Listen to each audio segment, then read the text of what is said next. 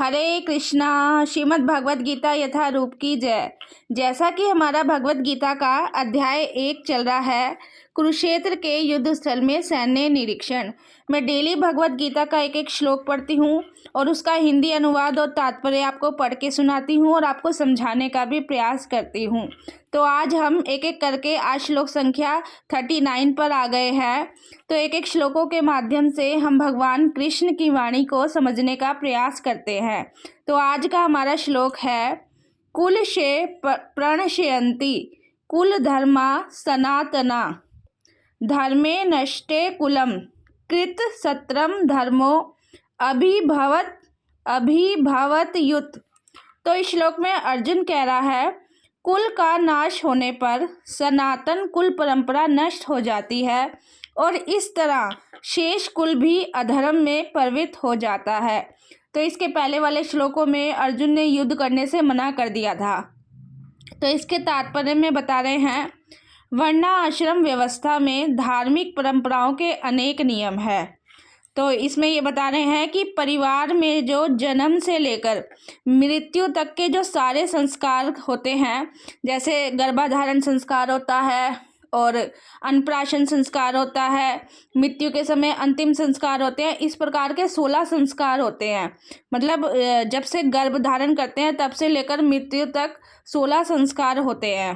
तो यही कह रहे हैं, सारे संस्कारों के लिए वयोवृद्ध लोग उत्तरदायी होते हैं। मतलब बड़े बुजुर्गों को ही पता होता है कि क्या करना चाहिए, किंतु इन वयोवृद्ध की मृत्यु के पश्चात संस्कार संबंधी पारिवारिक परंपराएं रुक जाती हैं।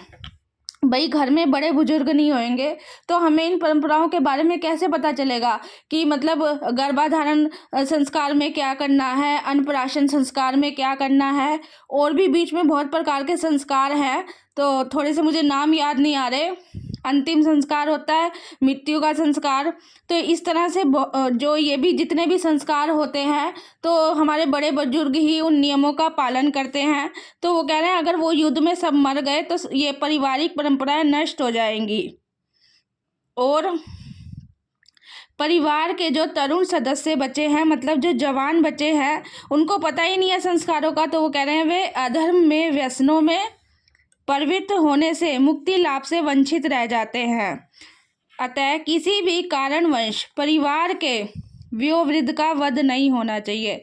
तो वो युद्ध करने से मना कर रहा था और अलग अलग जो उसके मन में विचार चल रहे थे वो भगवान से शेयर कर रहा था। कि पहले तो कह रहा था कि मतलब अगर मैं इनको मारूंगा तो मुझे पाप चढ़ेगा।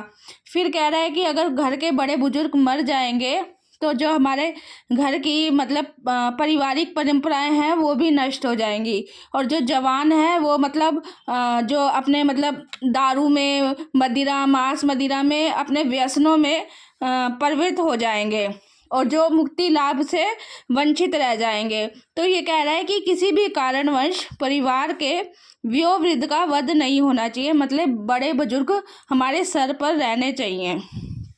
तो आज का हमारे श्लोक में इस तात्पर्य में यही बताया है।